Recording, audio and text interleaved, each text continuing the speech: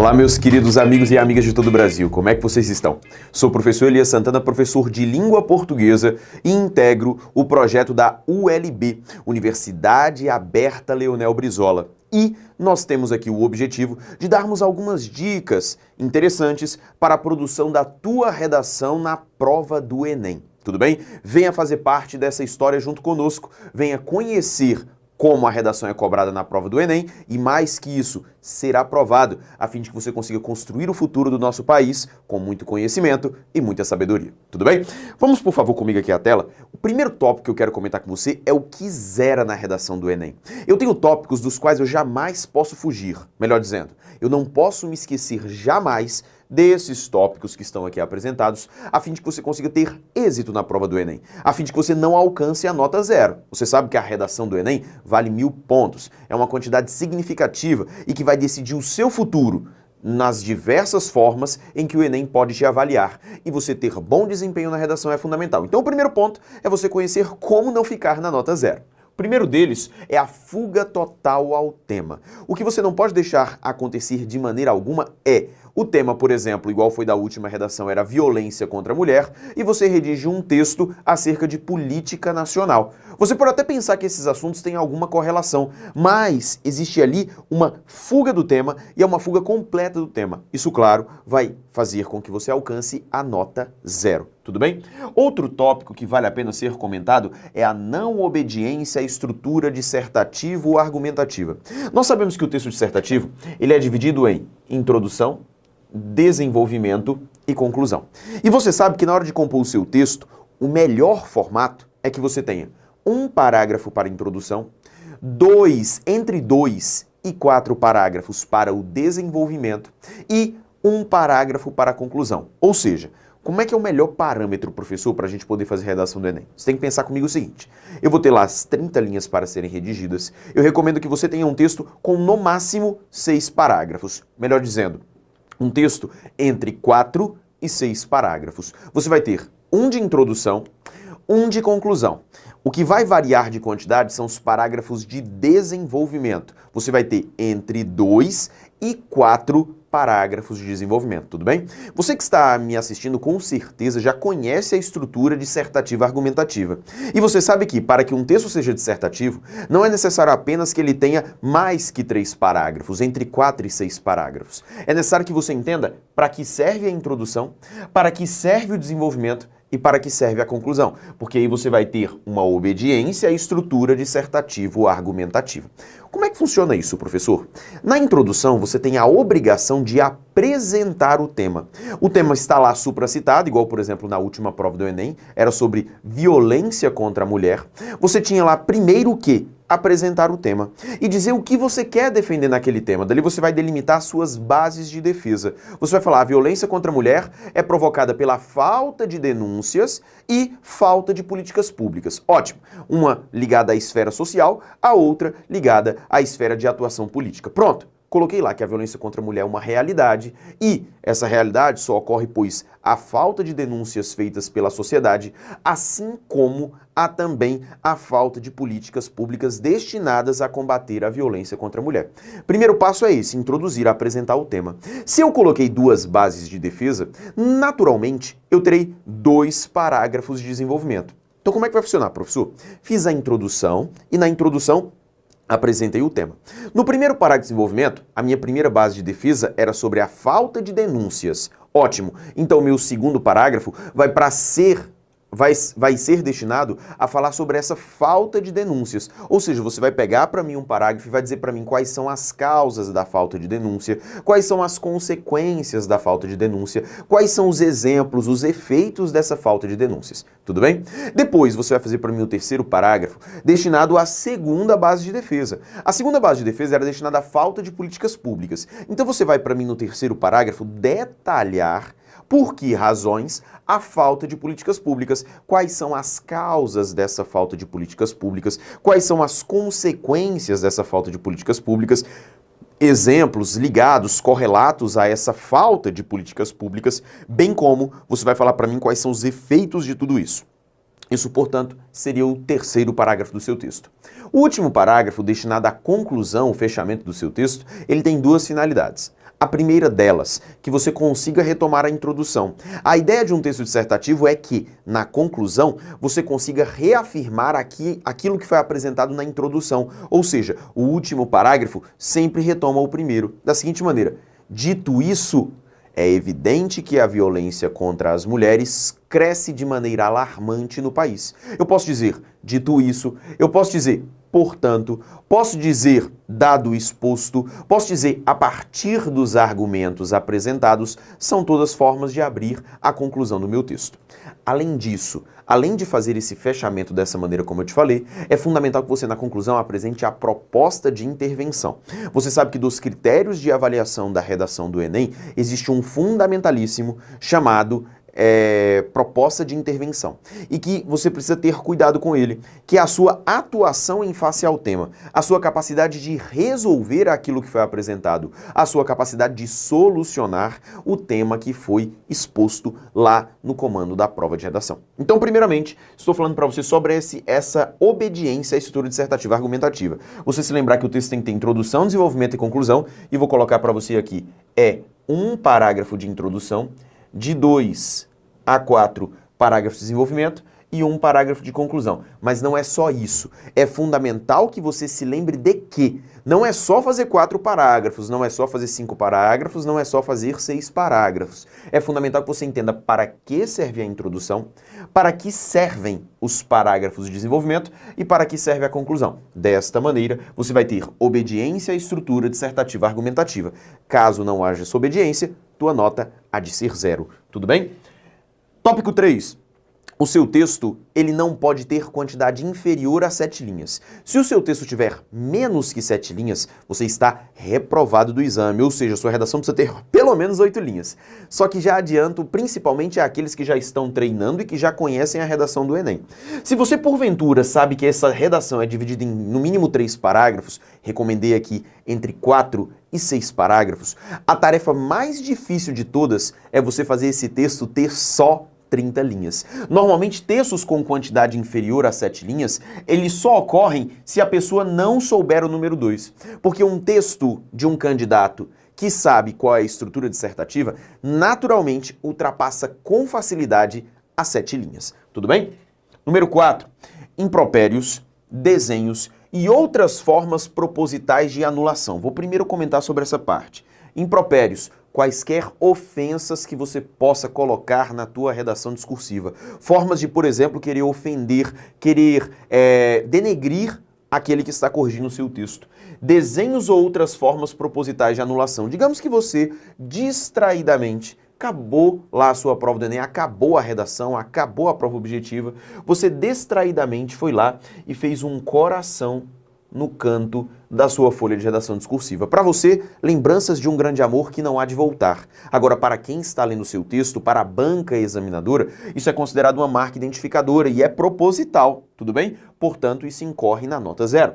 Além disso, ou parte do texto deliberadamente desconectada do tema proposto. Igual nós já tivemos em algumas ocorrências, né? Candidatos que estavam lá fazendo a redação discursiva e colocaram receitas culinárias, colocaram assuntos ligados a times de futebol. Isso tudo são razões para que haja a anulação da sua redação discursiva, portanto, a incorrência na nota 0. Tudo bem? Número 5, desrespeito aos direitos humanos. Isso aqui é condição básica para que você possa seguir em qualquer certame que você fizer pelo país, quaisquer vestibulares, prova do Enem ou concursos públicos. Quem é que quer dar espaço nas formas de acesso à sociedade a um indivíduo que não respeite os direitos humanos? Por exemplo, na última prova do Enem, o tema da redação discursiva era sobre violência contra a mulher. E você vai colocar para mim, imagine que um candidato faça para mim uma proposta de intervenção da seguinte maneira: para resolver os problemas da violência contra a mulher, seria necessário decapitar em praça pública todos os violentadores, a fim de que eles sirvam de exemplo aos demais homens e assim acabe com a violência contra a mulher. Você pode até achar que isso resolve alguma coisa, só que isso fere os direitos humanos. E se você fere os direitos humanos, é uma razão suficientemente necessária para que você seja eliminado do Enem, de qualquer vestibular e de qualquer concurso público. Tudo bem? Então é fundamental que você o tempo inteiro saiba que os seres humanos possuem direitos e eles devem ser respeitados. Número 6, redação em branco, mesmo com texto em rascunho. É até complicado explicar isso aqui, né? Se você entregar para o examinador no dia da prova a folha de redação em branco, é óbvio que você vai ser reprovado e você vai tirar 0 na redação, tudo bem? Isso aqui é algo ponto pacífico. Agora, vale a pena comentar assim, mesmo com o texto em rascunho, o fato de você ter feito o seu texto no rascunho, o fato de você ter redigido o seu texto em rascunho, não te elimina a necessidade de colocar na folha de texto definitiva. De nada vai adiantar se você, candidato, fizer a sua redação discursiva, fizer tudo lá no rascunho, mas se esquecer de colocar na folha de texto definitivo. Caso você não faça essa transposição, obviamente, nota 0 para você. E por fim, cópia do texto motivador. Toda a proposta de redação do Enem, ela é acompanhada de textos iniciais. Esses textos são chamados de textos motivadores. Por que, professor, textos motivadores? Considera-se o seguinte, que até aquele presente momento, ninguém estava pensando, por exemplo, na última prova do Enem, na violência contra a mulher. Ninguém estava pensando sobre isso. A banca te oferece um texto que vai te servir de inspiração, que serve para você começar a pensar na temática proposta. Tudo bem? Os textos, eles são meramente motivadores, ou seja, eles são inspirações. Você não pode copiar trechos dele, pois a cópia do texto motivador faz com que você também tire a nota 0. Mas eu sei que você, candidato que está me assistindo, com certeza vai, ao ler o texto motivador, se inspirar. Vai encontrar no texto motivador ideias que são pertinentes para a produção da sua redação discursiva. A cópia não é permitida, mas a paráfrase é. Tudo bem? Ou seja, você não pode pegar o texto motivador e copiar trechos dele. Mas o que você pode fazer é, professor, percebi que lá no texto motivador havia uma ideia muito bacana e que ficaria legal no meu texto. Você pode parafrasear esta ideia, tudo bem? Só que o que significa primeiro paráfrase? Paráfrase significa reescritura, tudo bem? Ou seja, você pode parafrasear, você pode reescrever a ideia. Segundo, a paráfrase, a reescritura, ela não pode ser o tópico central do seu texto. O tópico central do seu texto é a produção de um texto inédito. A paráfrase vai servir como apoio, tudo bem? Isso tudo te falando do seguinte: o texto motivador está lá, existe no texto motivador ideias pertinentes, você pode com certeza utilizá-las, mas não de maneira copiada, mas sim de maneira parafraseada, tudo bem? Ou seja, o primeiro ponto é você tomar conhecimento daquilo que te faz cair no 0, de 1000. Fuga total ao tema, não obediência à estrutura dissertativa argumentativa, texto com até 7 linhas, impropérios, desenhos, outras formas propositais de anulação, também você colocar informações deliberadamente desconexas com o tema, desrespeito aos direitos humanos, redação em branco, mesmo com o texto em rascunho e, por fim, cópia do texto motivador. Tome consciência desses tópicos todos, pois você, em um ato de ousadia, pode acabar incorrendo em um deles e alcançando a nota não desejada por nenhum dos candidatos da prova do Enem. Tudo bem? Vamos mais à frente. Quero colocar para você algumas dicas pontuais, deixa-me apagar isso daqui, algumas dicas pontuais para a tua redação do Enem. Que dicas são essas, professor? Quero chamar a sua atenção para aquilo que vai te dar nota, para aquilo que vai te dar pontos, tudo bem? Primeiro tópico que quero comentar com você diz respeito à construção textual. A construção textual, ela passa por 2 aspectos. O primeiro deles, chamado de estética textual, o segundo deles, a parte gramatical, tudo bem? A estética textual, meus amigos, é algo que, na prova do Enem, não tem um peso tão grande como se compararmos a argumentação, a proposta de intervenção, obviamente. Quando nós falamos em estética textual, é uma pontuação importante, mas de não peso tão grandioso. Só que existe um ponto muito interessante sobre a estética textual a ser comentada. O que acontece? Quando você redige um texto, a primeira coisa que qualquer examinador observa é a estética, é a construção do texto, o visual do texto. O que acontece? Se a sua estética não for boa, o examinador já pensa assim: se a estética está desse jeito, imagine o resto. O examinador ainda nem leu o seu texto, ele ainda nem viu o seu texto. Mas se ele ver uma estética indevida, ele já pensa: se a estética está assim, imagine o resto. Agora, quando o candidato faz um texto esteticamente agradável, o examinador pensa: a estética está boa, portanto, pode ser que esse candidato saiba o que está fazendo. Percebe a diferença? Em um deles, ele simplesmente já demerita o candidato. Pensa da seguinte maneira: se a estética está assim, imagine o resto. E já vai ler a sua redação com olhares de demérito, ou seja, já vai ler pensando em uma nota depreciativa.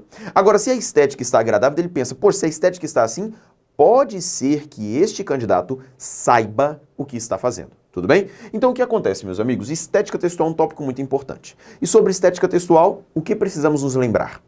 Primeiro ponto. Estética textual passa pela caligrafia. Você precisa tomar cuidado. Existe uma diferença muito grande entre letra bonita e letra legível. Letra bonita, poucas pessoas têm. E por que poucas pessoas têm? Porque é um critério subjetivo. Às vezes, a letra que eu, Elias, acho bonita é uma letra que você, que está me assistindo, não se agrada. Tudo bem? Por esse motivo, o critério beleza, ele é subjetivo. Agora, o critério legibilidade é diferente. Legibilidade é quando alguém consegue pegar o seu texto e reconhecer nele, por meio das palavras, aquilo que você quis dizer. Então, eu preciso de letra legível. Tudo bem? Não há aquele problema que algumas pessoas ainda se preocupam demasiadamente em misturar letras cursivas com letras de forma. Você pode, sem problema algum, sem qualquer problema, fazer essa mescla, desde que você, no seu texto, faça a diferenciação entre letras maiúsculas e letras minúsculas, tudo bem? Mas se você, por acaso, utiliza letra cursiva e coloca um B de forma, isso é problema? Não. Eu sei que existem candidatos que, por exemplo, estão me assistindo e escreveriam a palavra busca dessa maneira aqui, ó. Veja só, emprega-se um B de forma em meio a letras cursivas. Isso é um problema? Não, isso não fere a sua estética textual, tudo bem? Então, primeiro ponto da estética, caligrafia. Segundo ponto da estética que quero trazer a vocês aqui, diz respeito à orientação das margens. Você, quando redige seu texto, você tem a obrigação de orientar tanto a margem da esquerda, bem como a margem da direita. Se você desrespeita o alinhamento das margens, ou seja, se você faz aquele texto com aquilo que popularmente chamamos de caminho de rato, ou seja, o seu texto está no canto aqui todo disforme e no outro canto todo disforme, isso é um problema de estética para o seu texto. As margens devem estar alinhadas. Terceiro, o alinhamento paragrafal. Você, quando vai redigir o seu texto, claro, você tem de dar aquele espaço inicial para iniciar o parágrafo, até porque está dito na sua proposta de redação, no seu edital do Enem, que é um texto dissertativo em prosa. Por ser um texto em prosa, é um texto em parágrafos, tudo bem? Para que você produza um texto em parágrafos, obviamente, você precisa dar aquele espaçamento inicial. Espaçamento inicial este que talvez você tenha aprendido a fazer com 2 dedos. Só que 2 dedos, quando você tinha 8 anos de idade. Você hoje é um marmanjo, 16, 17, 18, 19 anos, fora aqueles que estão fazendo o Enem na faixa dos 40, 45, 50 anos. Hoje você tem dedos gigantescos. Você colocar 2 dedos é quase consumir metade da folha. E isso caracteriza inconcisão, ou melhor dizendo, em linguagem popular, encheção de linguiça. Para fazer o teu parágrafo, o que eu sugiro a você? Utilize a partir da margem um único dedo, ou então você vai pegar aquela perninha da tampa da caneta, tem a tampa da caneta, tem a tampa de fato, a perninha da tampa da caneta. É uma medida boa para que você faça o seu parágrafo, tudo bem? Mais que isso, se você utilizar para fazer o primeiro parágrafo um dedo, para todos os demais parágrafos, você vai utilizar um dedo. Se você utilizar a perna da tampa da caneta Bic para fazer o primeiro parágrafo, nas demais, você vai usar também a perna da tampa da caneta Bic. Isso vai fazer com que os seus parágrafos sejam alinhados e, se alinhados, você tem estética agradável. Mais que isso, professor, quando eu estou redigindo a minha redação discursiva, se eu errar uma palavra, eu posso rasurar? Pode. É permitida a rasura. E como é que você pode rasurar uma palavra? Da seguinte maneira: passe um traço simples acima da palavra, só um traço simples, e você vai escrever a forma correta à frente. Tudo bem? Passe um traço simples e escreva a forma correta à frente. Esse é o modelo padrão para que você possa rasurar. Nada de rabiscar a palavra, nada de forçar a caneta, nada diferente de um traço simples, escrever a forma correta à frente. Eu sei que muitos de vocês que estão me assistindo conhecem esse detalhe do traço simples, mas possuem imensa resistência em fazer isso. Porque pensam, ora professor, se eu passo um traço simples, a palavra permanece legível e eu tenho vergonha de mostrar que errei.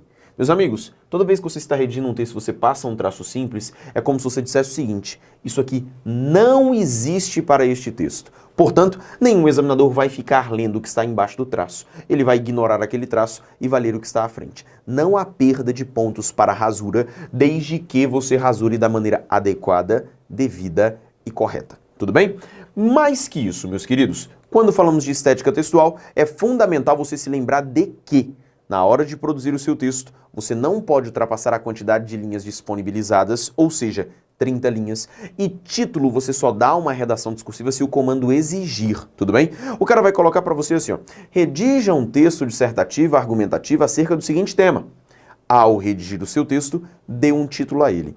Quando essa afirmação é feita, pronto, você tem a obrigatoriedade de dar um título ao seu texto. Só que isso não ocorreu na prova do Enem ainda, tudo bem? Por esse motivo, sugiro a você que na linha 1, comece a sua redação discursiva sem o título, tudo bem? Sem o título. O Enem, por tradição, não pede título, tudo bem?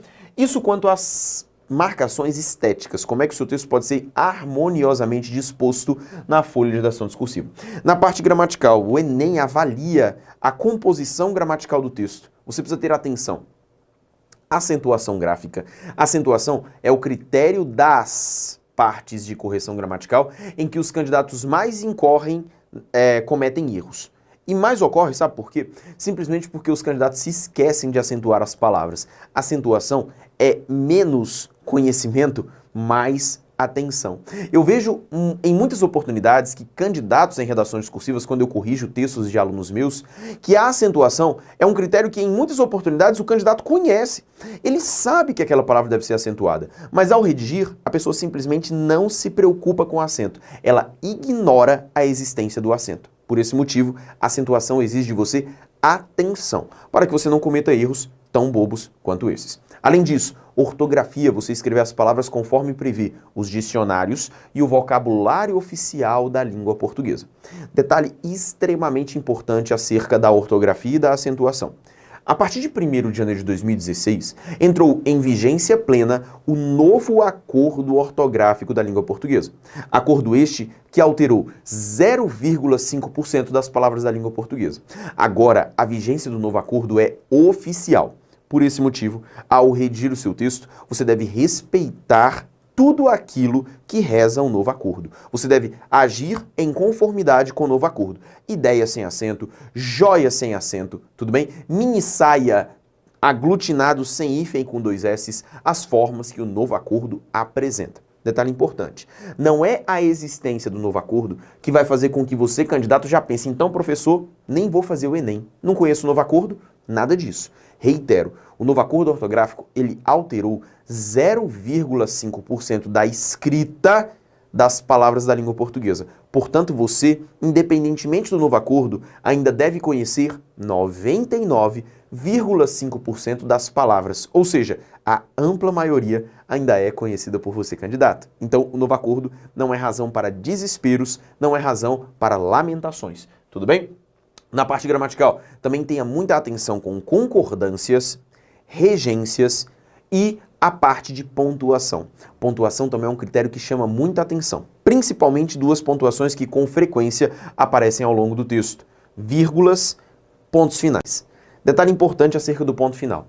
Todo parágrafo da sua redação discursiva deve ter, no mínimo, 2 pontos finais, tudo bem? Se você é daqueles candidatos que faz um parágrafo de 5 linhas e o único ponto final que você consegue encontrar é na linha 5, está na hora de mudar este padrão, tudo bem? E por que mudar este padrão? Quando você faz um parágrafo em que você só encontra um ponto final, é como se o seu parágrafo fosse um único período, como se o seu parágrafo fosse uma única frase, sem interação, sem pausas e, pior, um parágrafo confuso, tudo bem? Então é fundamental que você, candidato, saiba fazer as pausas. É uma característica hoje muito marcante do brasileiro. O brasileiro, quando redige, ele só sabe a hora de começar a escrever. Ele nunca sabe a hora de parar. Então você deve fazer a diferença. Você está aqui, claro, me acompanhando para fazer uma nova história, para fazer um novo rumo para sua produção textual e para a sua vida. Por isso, redija fora da caixa, redija colocando mais pontos finais. Tudo bem? Vamos falar da estruturação, da montagem da introdução. Como eu havia dito a você, a introdução do seu texto ela deve ter tema e deve ter bases de defesa. O que eu quis dizer com isso?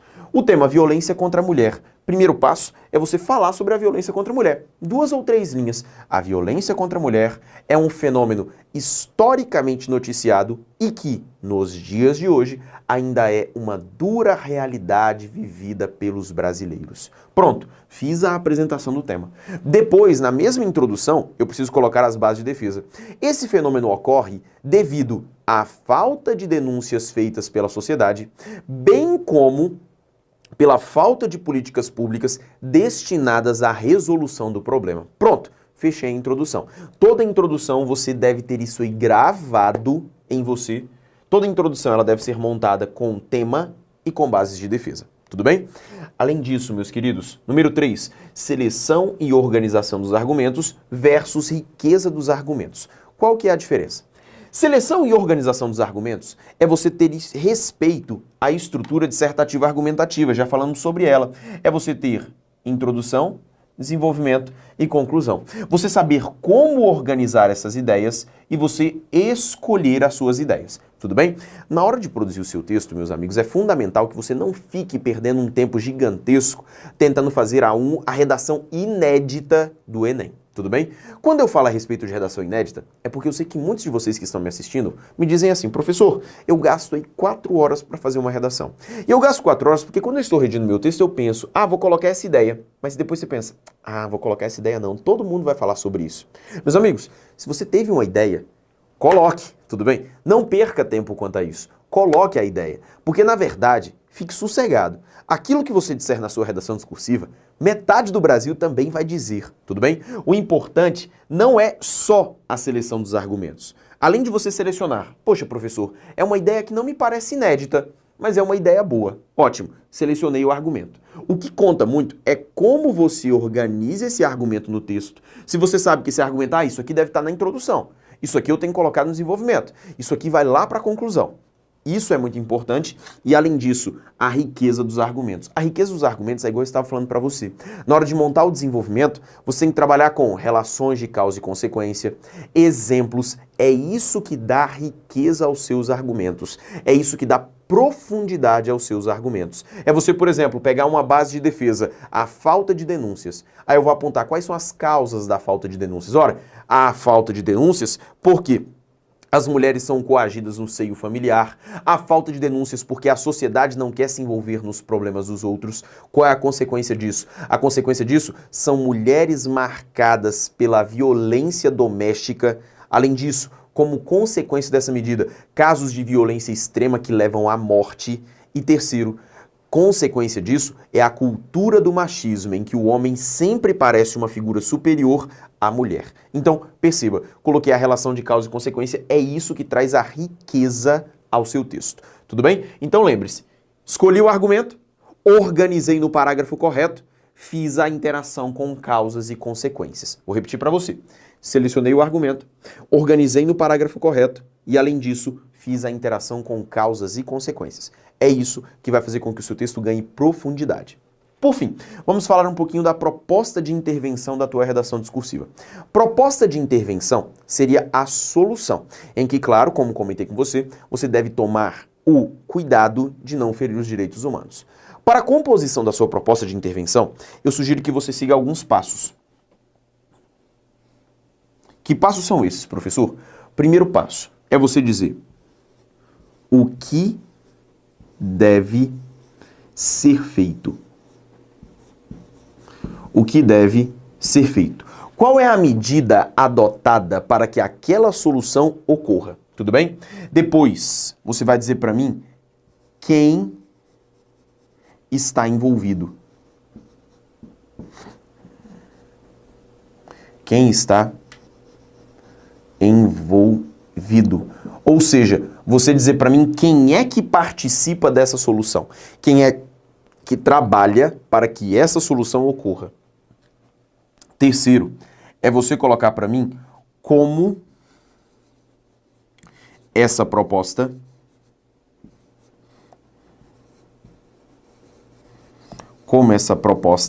será realizada. Será realizada. Tudo bem? Como essa proposta será realizada. Ou seja, você colocar causas, consequências, melhor dizendo, é você colocar a metodologia dessa solução. Tudo bem? Você dizer para mim com que meios essa solução vai ocorrer, quais são os instrumentos para que essa solução ocorra, você dizer para mim qual é o modo para que essa solução ocorra. Além disso, você colocar para mim a finalidade dessa solução. Isso aqui, pessoal, é você colocar a metodologia. Você disse para mim o que deve ser feito. Você disse para mim quem é que está envolvido. Mais importante que isso, é você ainda colocar como essa proposta será realizada. É o modo, o meio, tudo bem? Isso aqui é o que mais conta ponto na sua proposta de intervenção. Ter uma boa proposta de intervenção é fundamental, mas você saber detalhar e explicar essa proposta de intervenção é a palavra-chave para a produção da sua redação do Enem. Mais importante que isso, meus amigos, proposta de intervenção deve ficar na solução da sua redação discursiva, ou seja, no último parágrafo. Por esse motivo, ainda mais sabendo que os candidatos normalmente perdem pontos significativos nessa proposta de intervenção, eu sugiro a você, candidato, que sempre reserve, no mínimo, 5 linhas para a produção dessa conclusão. Melhor dizendo, que você produza o seu texto com um espaço entre 5 e 8 linhas destinados à conclusão. 5 a 8 linhas para que você feche o texto e apresente a sua proposta de intervenção. Dessa maneira, você terá melhor rendimento na sua proposta de redação discursiva, melhor dizendo, você terá melhor rendimento na sua proposta de intervenção. O grande problema é porque muitos candidatos querem fechar o texto em 2 linhas, 3 linhas, e a proposta de intervenção, claro, vai sair deficiente. E eu quero que você, candidato, claro, não cometa este erro e tenha uma proposta de intervenção satisfatória, uma proposta de intervenção adequada. Tudo bem, meus queridos? Dessa maneira, eu fecho com vocês essas orientações para a composição do seu texto, tudo bem? Ainda quero falar para vocês alguns temas que acho relevantes para a proposta do Enem. Só que falarei isso em um próximo vídeo. Continue comigo, até daqui a pouco.